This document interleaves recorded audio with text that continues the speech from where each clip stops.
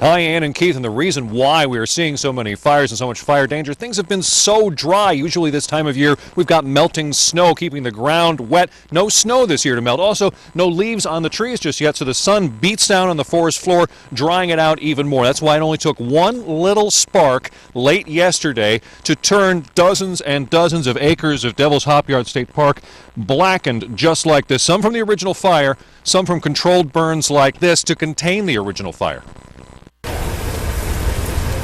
It's not often firefighters set fires. It's even less often that a controlled burn happens next to Tom and Tracy's house. It was scary and upsetting. And when we left for work this morning, we thought everything was pretty much under control.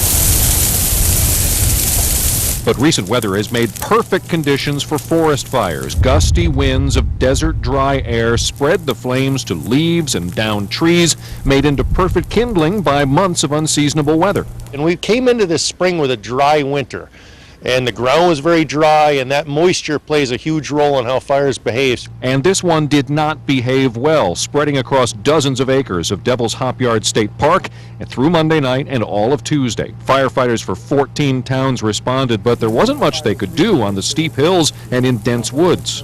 We don't feel that the crews can get in there safely to put the fire out, and again, given the fuel load being downed and dying trees, the best decision is to let the fires continue to burn. The only way to fight it was to intentionally burn up all the leaves and branches along roads and around houses, literally fighting fire with fire. It saved Tom and Tracy's house, but it did change their view.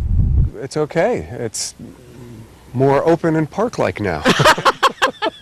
The benefits of a controlled burn. Yeah. And better yet, your house is still standing. Yeah. And so far, apparently, nobody's been hurt.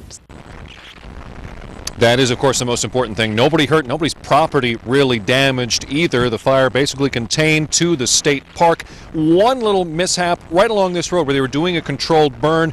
A tree got damaged by the fire and fell down across the road onto the power lines just down there and knocked out power to a few people. But otherwise, this operation went pretty well. Live in East Haddam, I'm Kent Pierce, News 8.